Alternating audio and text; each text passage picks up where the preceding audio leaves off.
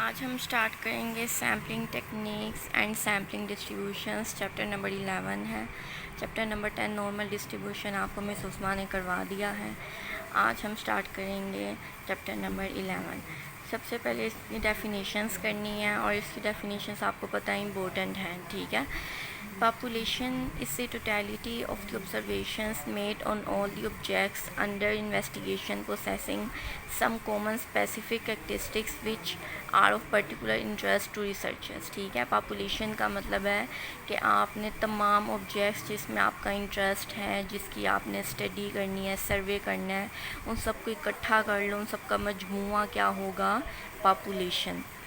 For instance उसने definition दी, example भी दिया है, the students of first year class at a given college. अगर आपका इंटरेस्ट है कि आपने स्टूडेंट्स पे सर्वे करना है तो आप फर्स्ट ईयर के स्टूडेंट्स जो है वो ले लोगे, ये क्या होगी, पॉपुलेशन। फिर उसने पॉपुलेशन की दो इंपॉर्टेंट टाइप्स बताई हैं। पॉपुलेशन में भी फाइनाइट और इनफाइनाइट। पॉपुलेशन जो है फाइनाइट भी हो सकती है और इनफाइनाइट भी हो सकती है। A population is said to be finite if it includes a limited number of elementary units। population finite कब होगी कि अगर जो objects या observations आप उसके अंदर ले रहे हैं उनकी एक लिमिट हो, मतलब जो काउंटेबल हो।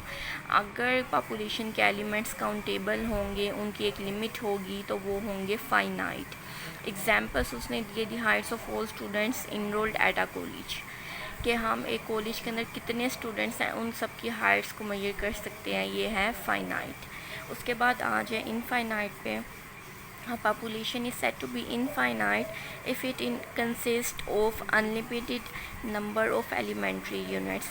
अगर पॉपुलेशन में जितने ऑब्जर्वेशंस या ऑब्जेक्ट्स हैं वो अनलिमिटेड हो जाएं, अनकाउंटेबल हो जाएं, तो वो होगी इनफाइनाइट। एग्जाम्पल आएगी, the weights at birth of all human beings, के जितने इंसान हैं उन सब के वेट्स को मेजर करे, तो ये किसी के लिए भी इम्पॉसिबल है, ठीक है। सिंपल वर्ड्स में पॉपुलेशन होगी तमाम चीज़ों का मजमूआ जिसके बारे में आपने स्टडी करनी है, सर्वे करना है। फाइनाइट होगी अगर पॉपुलेशन में ऑब्जर्वेशंस काउंटेबल हैं, लिमिटेड हैं, और इनफाइनाइट होगी अगर अनकाउंटेबल और अनलिमिटेड है। फिर आ जाए सैम्पल पे। सैम्पल की बेस्ट डेफिनेशन है, आप इसको नोट डाउन कर लें। A sample is the representative part of population which represents the characteristics of whole population. Population के अगर अंदर से आप एक छोटा सा हिस्सा निकाल लें जो उस पॉपुलेशन की कैरेक्टरिस्टिक्स को मेजर करे, उसे कहेंगे सैम्पल। जैसे आपकी पूरी ह्यूमन बॉडी पॉपुलेशन है, जितना ब्लड इसके अंदर है वो पॉपुलेशन है। सैम्पल के तौर पे ब्लड ग्रुप लिया जाए, थोड़ा सा ब्लड लिया जाता है, तो वो क्या होता है, सैम्पल, ठीक है। Sampling is a procedure of selecting a representative sample from a given population. Sampling एक प्रोसीजर है जिसके थ्रू आप पॉपुलेशन में से सैम्पल को, एक छोटे हिस्से को कलेक्ट करोगे, सेलेक्ट करोगे, वो होगा sampling. Sample survey versus complete enumeration. The collection of information from a part of population is called making a sample survey। अगर आप किसी सैम्पल सर्वे होगा कि अगर पॉपुलेशन के एक छोटे से हिस्से में से आप इंफॉर्मेशन निकालो, वो सैम्पल सर्वे होगा। The collection of information from all elements in population is called taking a census और मेकिंग अ कंप्लीट एन्यूमरेशन। और अगर आप पूरी पॉपुलेशन में से इंफॉर्मेशन निकाल रहे हो तो वो क्या होगा, सेंसस या फिर कंप्लीट एन्यूमरेशन। नेक्स्ट पेज पे आए, उस पर उसने दिया हुआ है पर्पसेस ऑफ सैम्पलिंग, ठीक है। पेज नंबर 28 पे उसने दिए हैं purposes of sampling.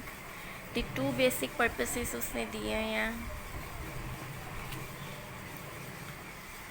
To obtain maximum information about the characteristics of the population with minimum cost, time and effort. कि आपने पॉपुलेशन में से इंफॉर्मेशन तो निकालनी है, लेकिन शर्त क्या है कि कॉस्ट भी कम होगी, टाइम भी कम लगेगा और आपको एफ़र्ट भी कम करनी पड़ेगी।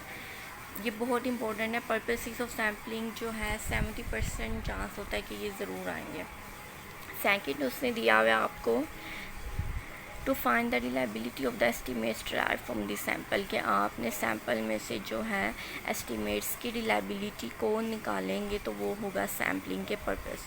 कि फ़र्स्ट पर्पस है कि आपकी टाइम, एफर्ट, कॉस्ट ये बचेगा, ठीक है, इंफॉर्मेशन भी आपको मिलेगी। सेकंड है कि जो भी आप एस्टिमेट्स निकालोगे वो सारे के सारे रिलायबल होंगे। एडवांटेजेस ऑफ सैम्पलिंग पे आ जाएं। एडवांटेजेस ऑफ सैम्पलिंग में इसने आपको दिया हुआ है, ये 4 एडवांटेजेस उसने आपको दिए हैं, ठीक है। इनके आपने जस्ट नेम याद करने अंदर वन लाइन जो है आपको इसको लिख सकते हैं। तो फर्स्ट उसने एडवांटेज दिया है टाइम सेविंग। इस सैम्पलिंग से क्या होता है कि आपका टाइम भी बचता है, ठीक है। इकनॉमिक का मतलब कि इसमें कॉस्ट भी कम लगेगी। एक्यूरेसी के जो आप रिजल्ट्स निकालोगे वो सारे के सारे एक्यूरेट हो गया। अगर आप पूरी पॉपुलेशन को सर्वे कर रहे हो तो उसमें चांसेस है कि आप उसके अंदर कोई ना कोई एरर, कोई फॉल्ट आ सकता है। लेकिन जब आप सैम्पलिंग करोगे तो इसके अंदर सारी बात एक छोटे पार्ट में से काम करोगे, इंफॉर्मेशन होगी, तो ये रिजल्ट्स क्या होंगे, एक्यूरेट होंगे।